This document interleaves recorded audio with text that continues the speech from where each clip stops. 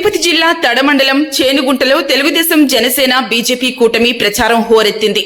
మాజీ ఎమ్మెల్సీ వాకటి నారాయణ రెడ్డి సొంత గ్రామం కావడంతో కూటమి అభిమానులు నాయకులు గ్రామానికి పెద్ద ఎత్తున చేరుకుని ప్రచారం నిర్వహించారు. ఈ సందర్భంగా వాకటి నారాయణ రెడ్డి మాట్లాడుతూ సూళ్లూరుపేట నియోజకవర్గం అభివృద్ధికి దూరమైందని, సంజీవయ్య ఏం చేశాడో ప్రజలకు తెలియచేయాలని ఆయన డిమాండ్ చేశారు. రాష్ట్రంలో అణచివేత ధోరణితో పరిపాలన సాగించిన జగన్మోహన్ రెడ్డి ప్రభుత్వం ఈ నెల 13తో అంతమవుతుందని జోస్యం చెప్పారు.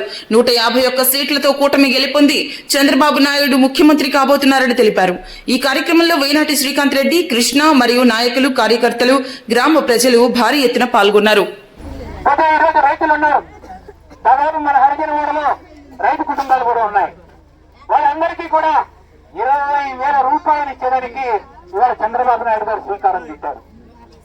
సంవత్సరానికి 20,000 రూపాయలు ఇచ్చి వాళ్ళకి ఆదుకోవాలనేటువంటి ఆలోచనతో ఇవాళ చంద్రబాబు నాయుడు గారు 6 గ్యారంటీల్లో అది కూడా తీసుకొచ్చినటువంటి విషయాన్ని గుర్తుంచుకోవాలి.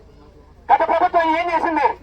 అమ్మఒడి అని చెప్పని ఆ ఇంట్లో నలుగురు ఉంటే ఒక్కరికిచ్చి మిగతా వాళ్ళు తాకి పని చేసుకోండి, లేకపోతే ఇంకేమైనా పని చేసుకోండి, ఇంకేమైనా చూసుకోండి అని చెప్పి అడ్డుదారులు తొక్కింది.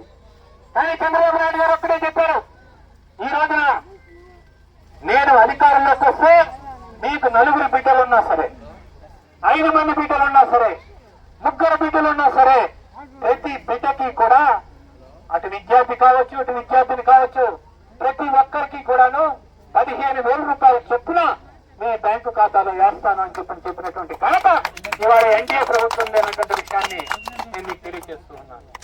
ఈ రోజున మనం అందరం కూడా ఆలోచించాల్సింది ఒక్కటే, పనిచేసేటువంటి వ్యక్తుల్ని మనం ఎప్పుడు కూడా మర్చిపోకూడదు.